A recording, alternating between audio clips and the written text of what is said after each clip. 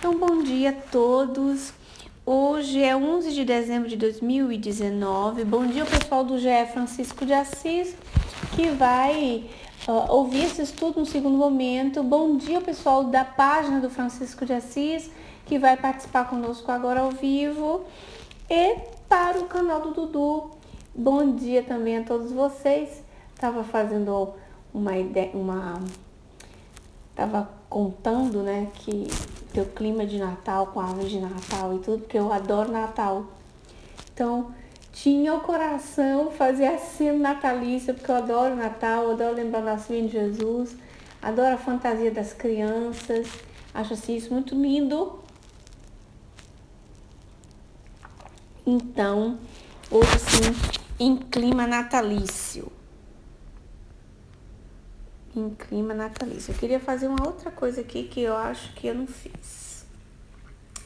Tudo bom? Bom dia. Bom dia, Ale. Bom dia, Pri.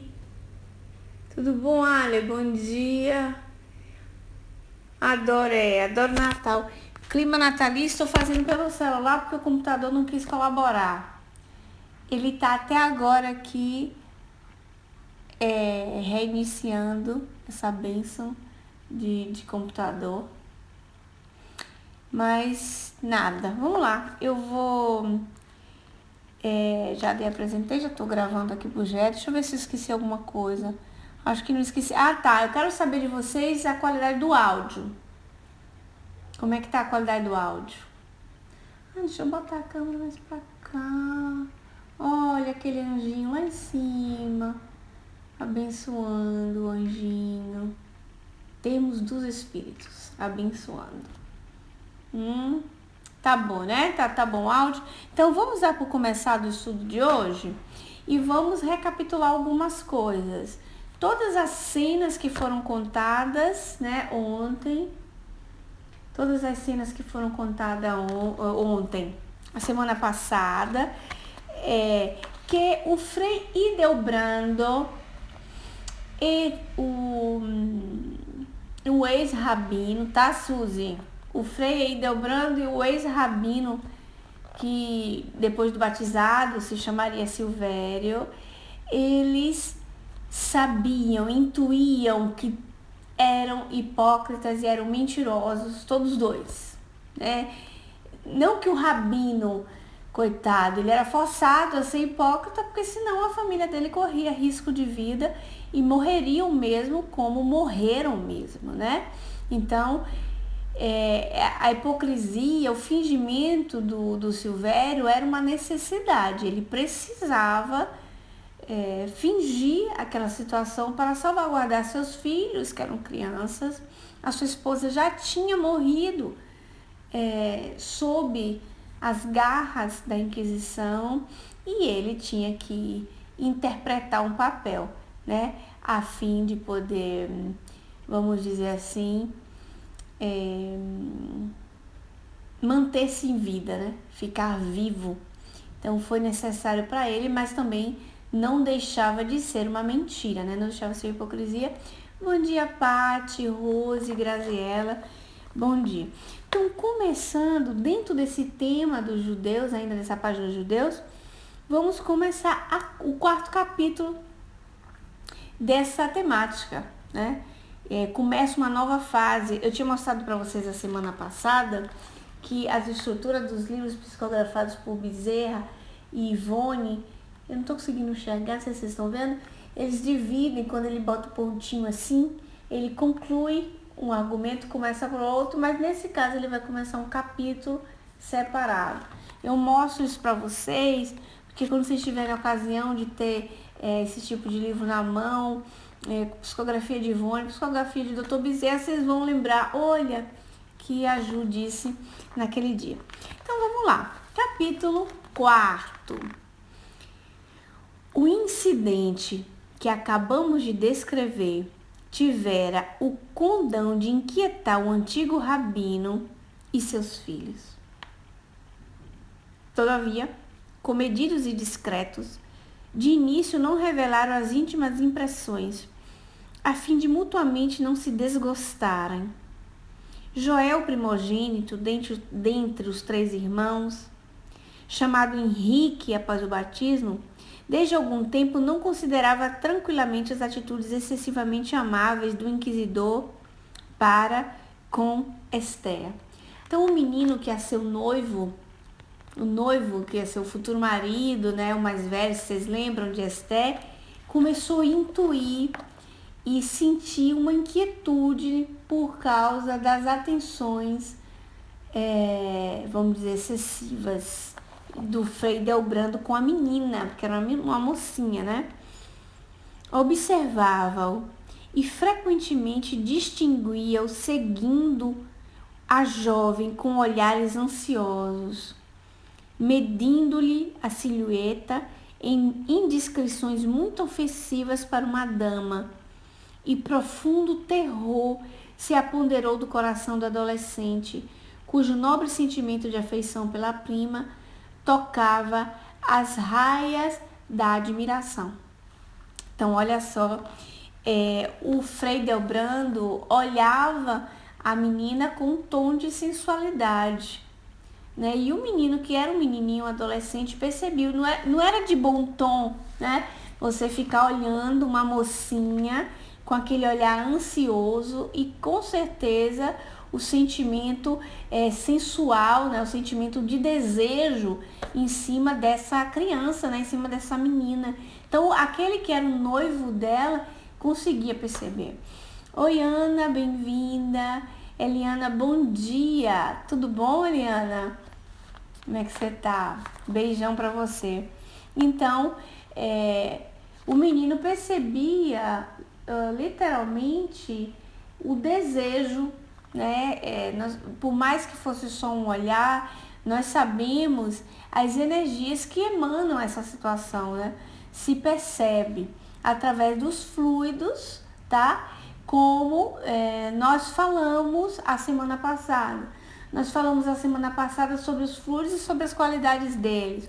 Nós falamos a semana passada sobre ambientes que ficam impregnados, tá? Dos pensamentos, das energias, e nós falamos também dessa sensação que uma pessoa transmite a outra, seja de confiança, seja também de desespero ou de desejo, que às vezes você intui e que muitas vezes conscientemente você não consegue interpretar com a intenção da pessoa, mas você sente um asco, sente uma aversão àquela presença por causa, ou você percebe o ambiente espiritual da pessoa, ou você percebe a questão do pensamento dela mesmo, né? Vamos lá. Por outra noite de domingo, quando as mesmas indiscrições eram observadas pelo jovem Joel, pois como sempre, Ildebrando exigira de Mariana as formosas canções, e após as ruidosas despedidas dos clérigos, já bastante excitados pelos vinhos das adegas dos judeus, Joel, incapaz de calar por mais tempo as desconcertadoras impressões que o desorientavam, trocava confidências com o pai. Então, o menino vai chamar o pai para poder conversar sobre essa questão na leitura, viu? Perdão aí, a pausa. Suspeito desse dominicano cruel, que passa por ser o nosso amigo mais dedicado entre os cristãos, que o que deseja antes de tudo é a posse da minha Esther, e as mais aflitivas apreensões meu coração vem sufocando em silêncio a tão abominável sugestão. Pressentimentos sinistros acovardavam-me a alma. Não poderemos tentar sequer a reação que seria infrutífera, porquanto, quer os inquisidores, quer as autoridades civis, são todos nossos desumanos inimigos. Reagir algo, tentar em nossa defesa, seria precipitar represálias que ainda poderão demorar e chegar até nós pelos processos rotineiros. E se ainda nos ferissem a um somente, a mim, por exemplo, seria passável. Mas os desalmados entendem a crueldade ao máximo do inconcebível, atingindo primeiro ao inocente, a quem amamos e a quem nos ama. por mais ferozmente nos vilipendiar e torturar, tal como fizeram a nossa mãe e avós. Então era uma situação, gente, muito dolorosa. Eles já sabiam, né, do comportamento devasso do Frei, eles já sabiam. O menino era uma coisa sabida na sociedade portuguesa e religiosa, triste, né, muito triste, porque como Frei, como inquisidor, ele estuprava as meninas judias para depois torturar, para depois então botar na fogueira. Então vocês imaginem um passo a passo desse Frei Hildebrando e a capacidade dele de fazer o mal, de vilipendiar o máximo da crueldade. E ele estava intuindo, né, que ele estava com a mesma intenção com a menina, com a Mariana, como fizeram com a mãe deles. Vocês imaginam você ter os inimigos na sua casa, comendo, bebendo, fingindo-se amigos e você não poder ter reação nenhuma para se defender. Está totalmente, vamos dizer assim,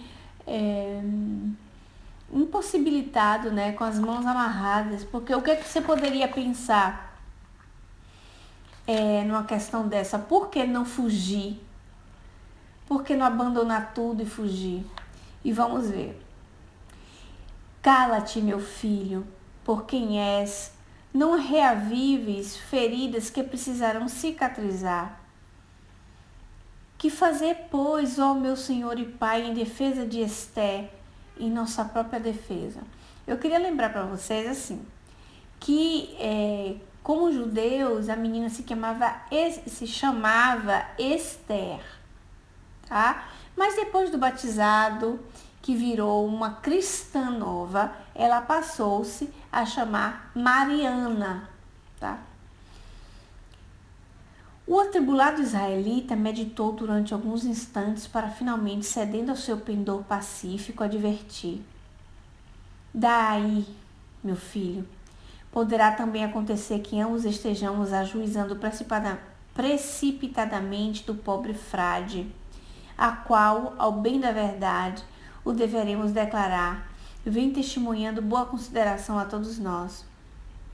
A prevenção que intoxica o nosso coração, a lembrança do amargo pretérito em que sucumbiu tua mãe, tantos e tantos rudes acontecimentos que vimos presenciando em torno dos nossos infelizes compatriotas, terão criado em nossa mente um mórbido pavor que nos torna hostis para com os pobres clérigos nossos amigos, os quais até agora nenhum dano nos causaram, visto que Cosme e Fausto são recém-ordenados, e Frei Hildebrando apenas há 2 anos chegou a Lisboa como inquisidor-mor.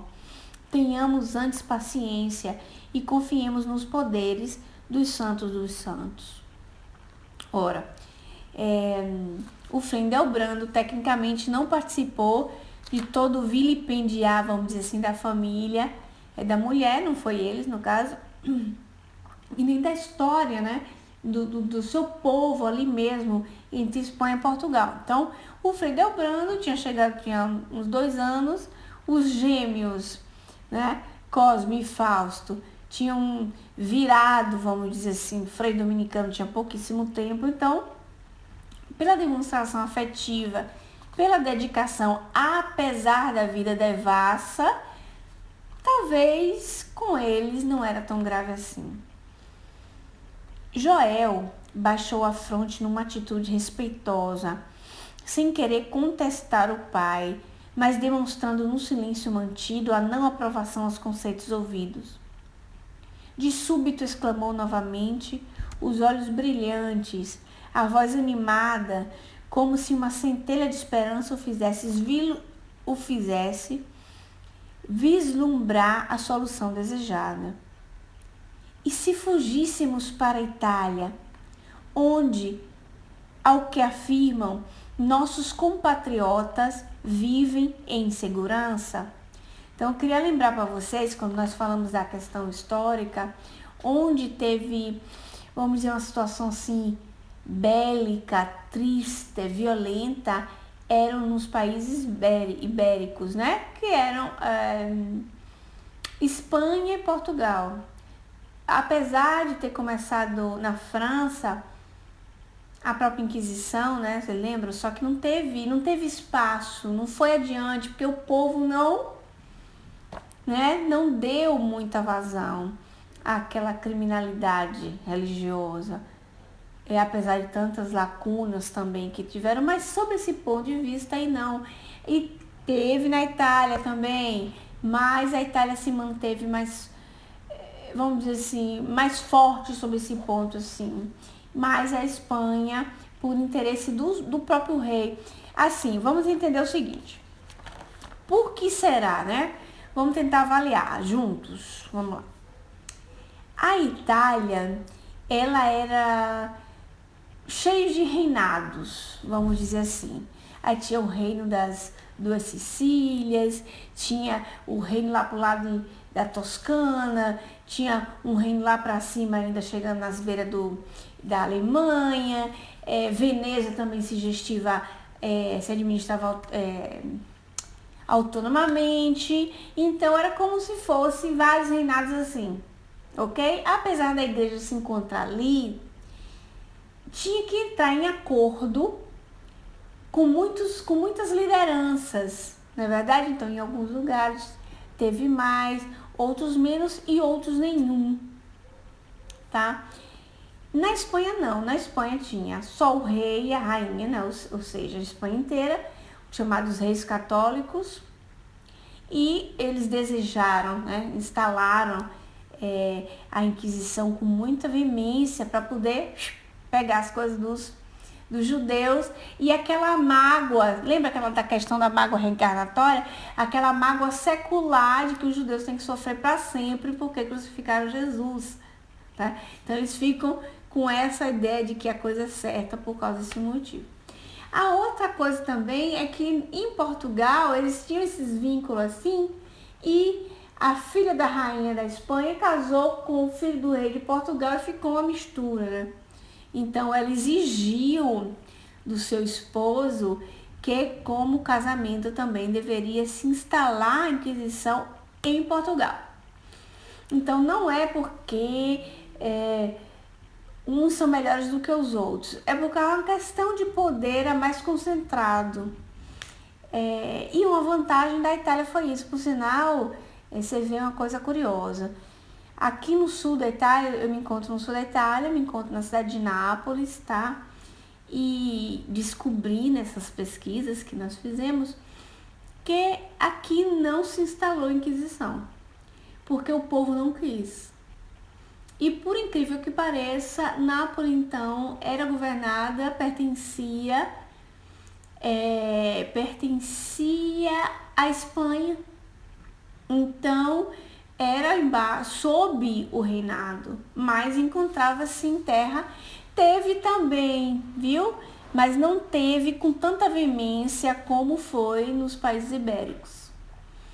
E os napolitanos, para minha alegria, né? Usaria um termo, sou fieira dessa coisa. Os napolitanos, eles não aceitaram a Inquisição. Protestaram, invadiram o prédio, botaram para fora o Inquisidor-Mor, e eles conseguiram matar aqui em Nápoles um religioso, por sinal. Um religioso muito querido dos napolitanos, e foi para a Inquisição. Com certeza alguma mafieta, né?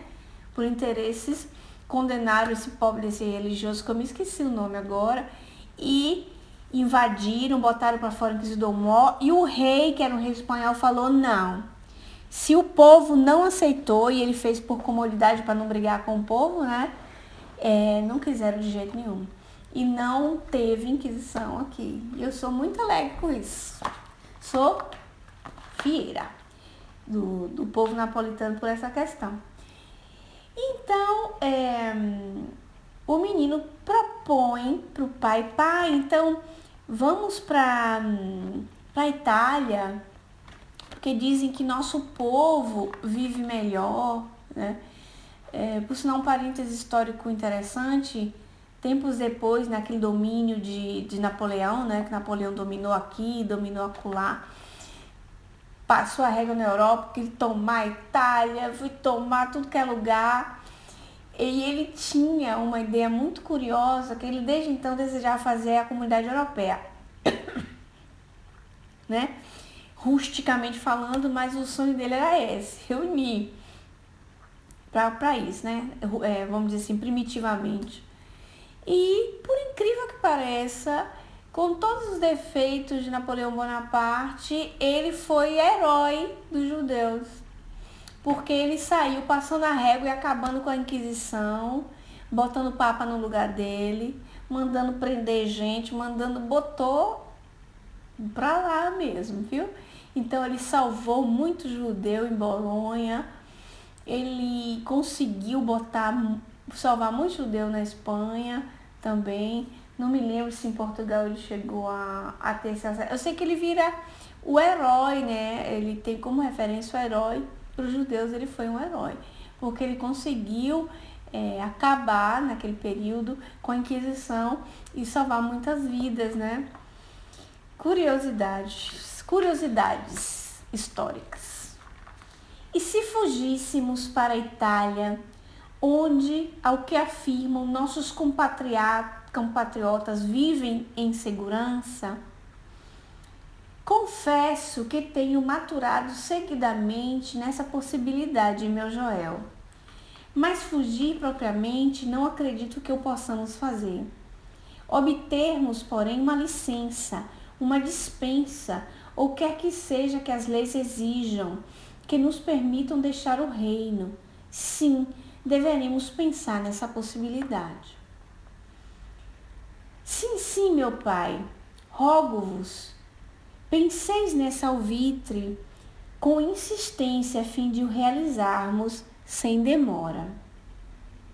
E aí a ideia, né, deles fugir, não dava para fugir, porque judeu tinha lá direito de fugir, então eles tinham que deixar uma documentação, com certeza deixar muita riqueza e dizer assim, olha, a gente vai se transferir para a Itália, né? E ia ter que ter muita amizade, muita recomendação, cartas de recomendação para que isso pudesse acontecer. Vamos lá. Tentarei novamente obter agora o que não consegui há alguns anos, quando da primeira perseguição sofrida. Tentei fazê-lo desejando libertar Aranza do que finalmente veio a acontecer. A esposa dele, né, que morreu sob tortura. Mas frustraram minhas esperanças. O Santo Ofício, apaniguado com as leis do país, disse-ia conhecer, porque as aplica todas as artimanhas de Belzebu para desgostar e castigar os hebreus. Aliás, consentem às vezes que nos retiremos do reino, mas impedem que carreguemos nossos bens. Tomam-nos os haveres, confiscam-nos. Como sairemos assim, voltados à mais extrema miséria? Tentemos sempre, insistiu o moço. Não nos será possível permanecer nessa impossibilidade quando tantas apreensões nos saltam. Tenho em mente, prosseguiu Timóteo, tentar o nosso afastamento daqui lenta e dissimuladamente, porquanto estou certo que não nos deixarão partir de outra forma. Tentarei um salvo-conduto para ti, Saulo, a título de mandar-vos a Roma, tratando de completar vossa instrução artística. Bem assim, para agradecer a sua santidade os favores que nos han sido dispensados, para que não mais nos perseguissem. Mais tarde, encontraríamos meios de mandar Esther e depois eu e Rubem seguiríamos. Então, ele tinha, né, organizado todo um plano para poder deixar a Itália, pedir salvo-conduto, mas ele sabia, e isso era sabido, eu já tinha falado isso para vocês no instante, que eles não deixariam embora por nada, né? Teria que deixar todos os seus bens, porque o que eles tinham interesse era na riqueza, né? Teria que deixar todos os seus bens e ir embora na miséria. Muitos o fizeram. Muitos saíram sem nada e fugiram, né, em navios para o Brasil.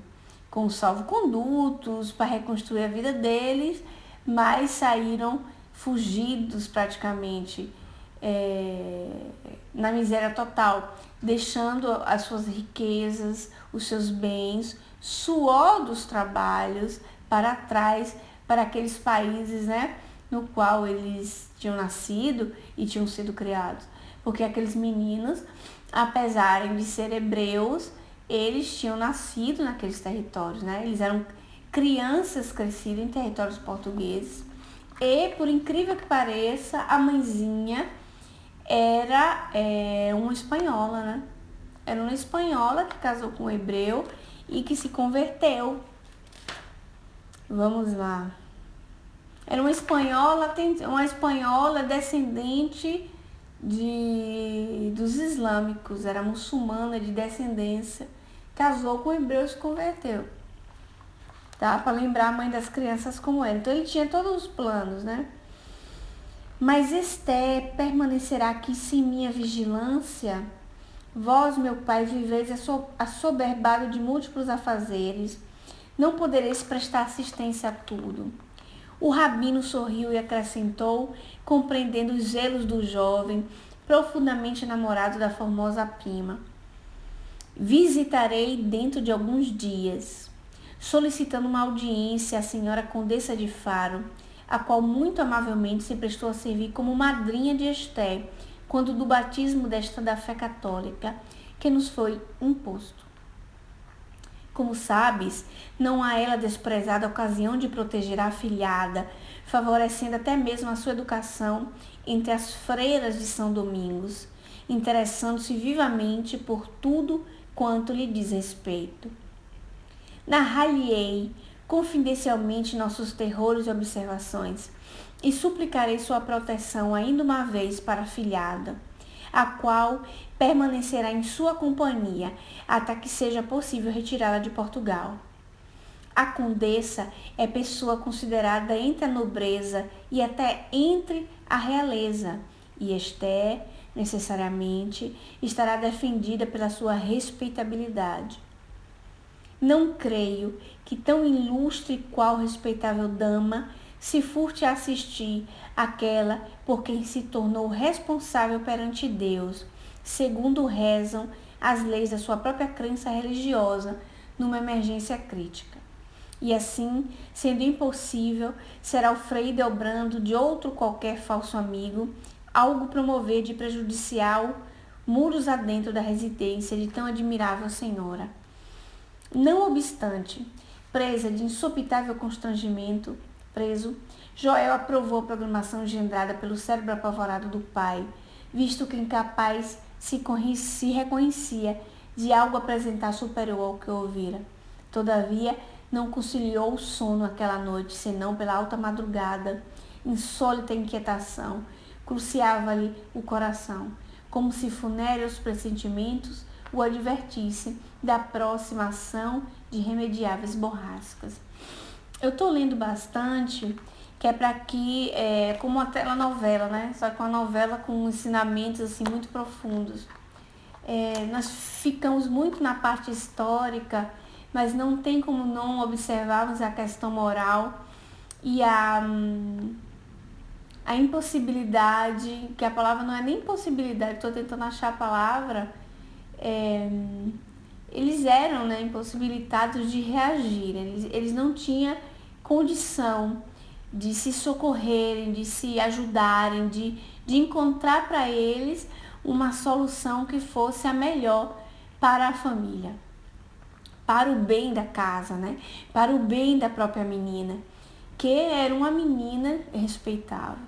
Então, nos planos do próprio rabino, ele diz que vai tutelar a moça, né? Ele vai tutelar a menina, dando-a no lar da própria madrinha de batismo, que ele diz ser uma mulher honrada, né? Uma mulher de bom coração e que, segundo as regras do batismo, né? Quando você tem uma madrinha, nós sabemos que o padrinho e a madrinha são segundo os pais, não era assim? É assim ainda. Não sei se as pessoas levam como tem que ser hoje, mas era mais ou menos assim. Os pais viravam, ou os padrinhos seriam os segundos pais em várias situações, inclusive em situações de aflita, de morte de pai e mãe, os padrinhos assumiriam, né, a paternidade e a maternidade da criança por direito de pegar aquela família, aquelas crianças para si, ou mesmo seriam eles a dar assistência direta àquela família se tivesse até uma necessidade, vamos dizer, econômica ou qualquer outra. Então é como se fosse uma ligação ética, moral, de que você daria assistência àquelas almas ali, àquela família, aquela criança especificamente que você estaria batizando, né, segundo as leis católicas. Então ele acreditava que essa mulher muito honrada e essa menina dentro da sua casa, o Frei Hildebrando, com toda a sua deturpação moral, não invadiria para uma violência carnal, né? Para todas os seus horrores que ele poderia causar. Mas eu volto no próximo áudio, pessoal, já voltando aqui na nossa outra parte do estudo do livro Dramas da Obsessão. Então, gente, que eu estava falando sobre essa responsabilidade do padrinho, né, da madrinha, de pegar aquela criança, vamos dizer assim, para os seus cuidados. Ele acreditava muito seriamente que o Frei Hildebrando não tivesse acesso direto à casa. Ah, tá, o que eu queria lembrar de vocês? Quem seguiu Memórias de Padre Germano, que por sinal vou repropor novamente nas férias de Natal, viu? Na verdade, não vou começar do começo. Eu vou começar dos capítulos que ficaram em suspenso. Porque são, se eu não me engano, 32 capítulos. Então vai ser nosso trabalho natalício nas férias do GE, porque o GE vai em férias. Então, o Padre Germano, ele que foi combatido, perseguido pelos próprios colegas, né? Isso na França, antes da Inquisição, viu, gente? Isso aqui é 1500, mais ou menos. Padre Germano, quando fala para nós, deve ser final de 1400, mais ou menos, 1400. Não lembro perfeitamente não, mas é mais ou menos isso, não tinha Inquisição ainda.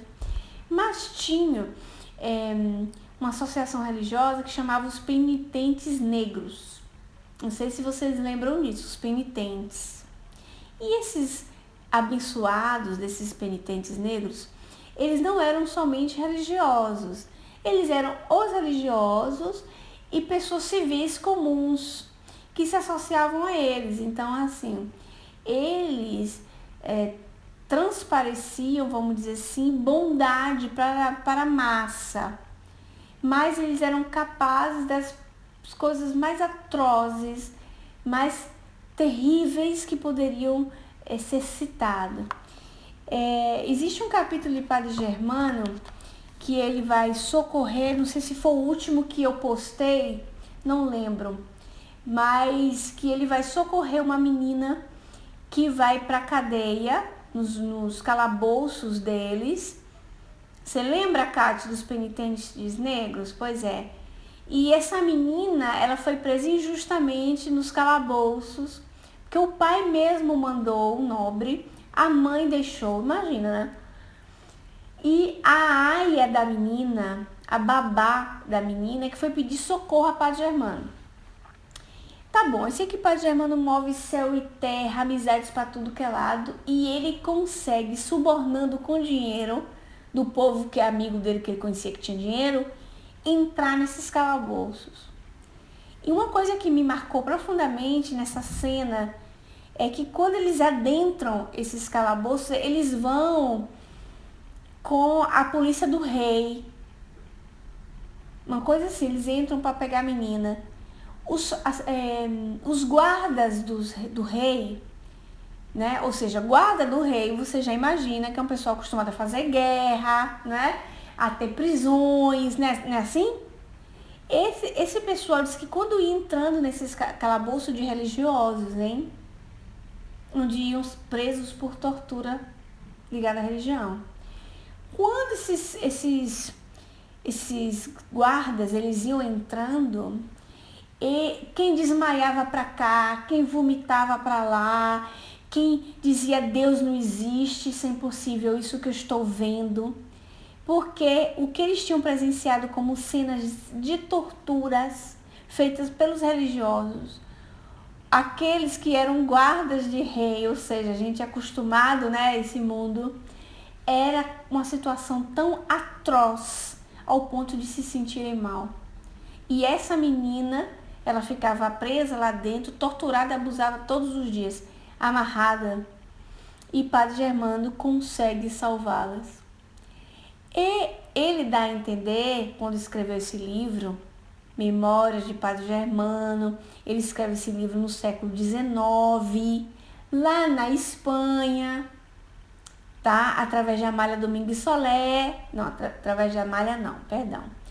Através de um médium sonâmbulo, e Amália copiava as mensagens à mão, né, naquele tempo, porque o médium era falante, né, então ela copiava.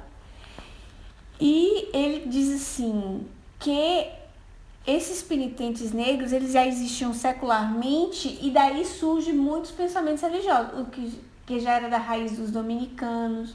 Depois surgem, como é o nome das bênçãos? Esqueci. Já era, quando eu esqueço, não é para eu falar. Que surgem outros pensamentos. É muito triste. Então, quando começa a Inquisição, caduquice, viu, gente? Quando começa a Inquisição, eles já tinham de prática a questão da tortura, né? Eles, vamos dizer assim, eram já escolarizados e PhDs nessa situação, né? Medievalmente falando. Dramas da Obsessão, capítulo 5. Então, deixa eu ver o horário aqui. Perdi, cadê, Juliano? Relógio? Tá. Vamos começar o capítulo 5 e quando for semana que vem, vai ser a quarta-feira de recesso, né? Quarta-feira. Nós estaremos aqui. A Fabrícia tá dizendo ali pra gente, espiritismo é cultura geral. Que frio, sim, espiritismo é cultura geral mesmo. Porque para você compreender tantas nuances culturais, históricas, sociológicas, você tem que se aprofundar mesmo em procurar entender questões sociais, questão de cultura de povo. E nos dá as próprias obras, né? As obras sérias, se você for observar, vai dar esse input para que a gente possa entender. Semana que vem, nós vamos continuar e vai ser o nosso recesso para o Natal, tá bom? Então, a semana que vem vai ser o último estudo de 2019.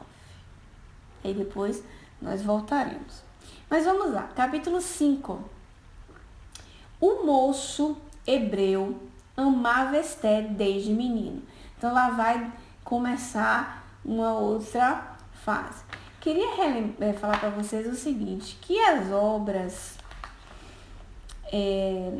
vocês sabem que eu sou, isso aí tá na cara, todo mundo já sabe, que eu sou uma grande fã das obras doutrinárias, né? Por causa da certeza que a verdade de base do estudo espírita são as obras doutrinárias. Então, os livros da codificação espírita é uma fonte inesgotável de conhecimento.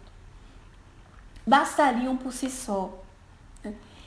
Para eu estudar com vocês um livro hoje, na maturidade que cheguei, de Ivone, é porque eu sei o grau doutrinário, ter certeza, né, desses trabalhos. Então, isso é um romance, tá?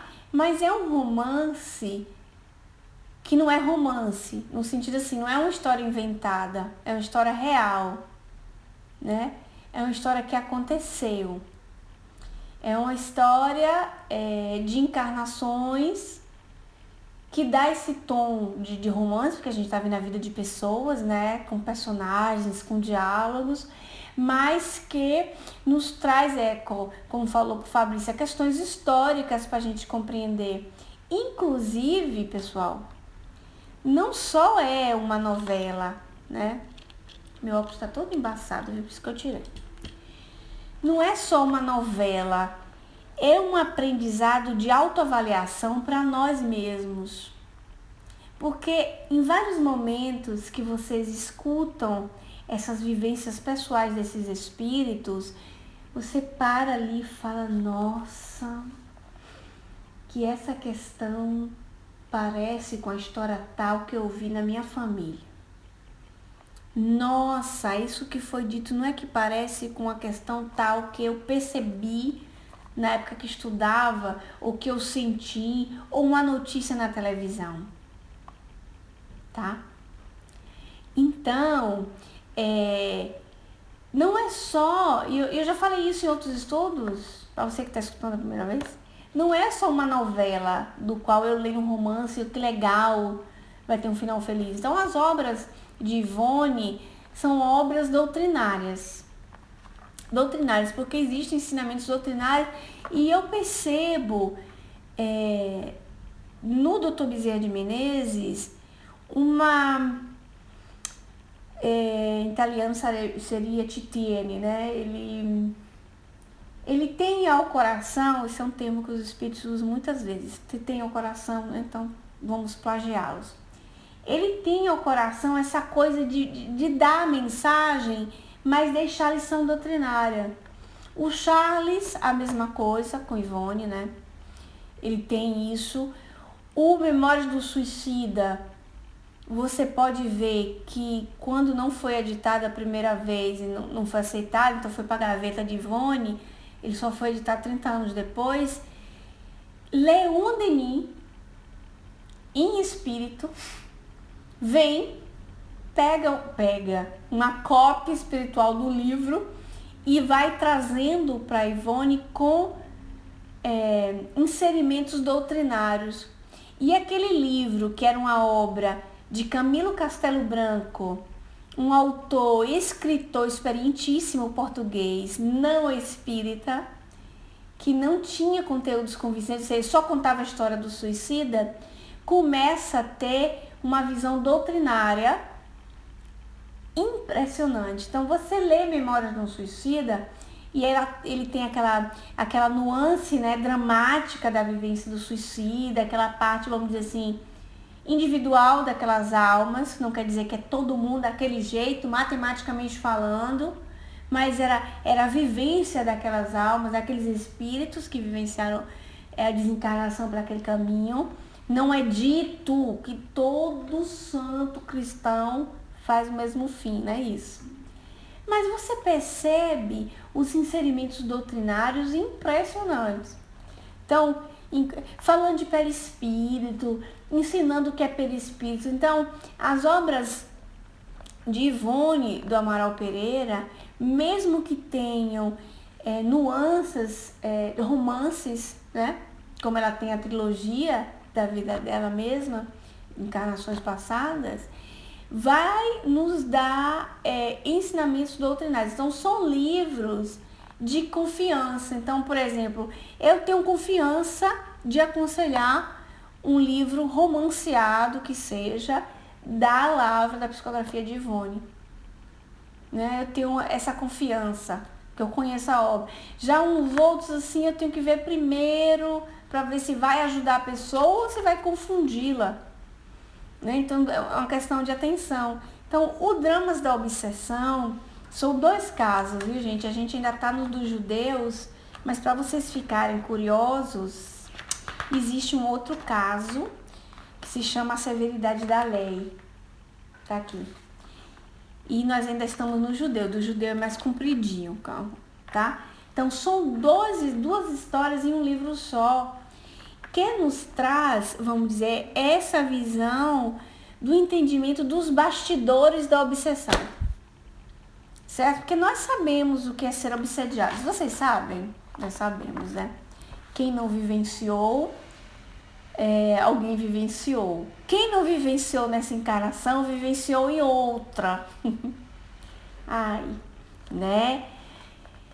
E esse livro, ele tem como objetivo não só contar uma história, mas nos dizer assim, olha gente, por detrás de uma reunião mediúnica, onde os médiuns muitas vezes são interceptados, né, para pedir socorro, como aconteceu nesse caso aqui dos judeus, do Leonel. Eis os bastidores das reuniões mediúnicas. Eis tudo que acontece, e eu tô dizendo isso para vocês, para que você, isso Bezerra, né? Eu tô dizendo isso para vocês para que vocês entendam a complexidade que tem atrás disso. Para que vocês entendam o quanto é necessário a indulgência e a compreensão para todos os lados. E aí, eu não vou ler o 5º capítulo, não. Eu vou falar. Eu tô falando hoje. O 5º capítulo eu leio a semana que vem. Então a gente vai ter que interromper. E aí me lembra uma questão muito curiosa. Às vezes, conversando com amigas e amigos, eu cheguei a uma conclusão, mas sempre através das obras de Ivone, eu cheguei a uma conclusão seguinte. O que os espíritos, apesar de eles serem obsessores, ou seja, eles têm raiva de seu Joãozinho. Então ele vai perseguir seu Joãozinho. Por vingança, a maioria, né? Doutrinariamente, as obsessões quase sempre são motivos de vingança. Se não nessa vida, na vida anterior, tá? Então, quase sempre. Não sempre, mas quase sempre. Ok. Então,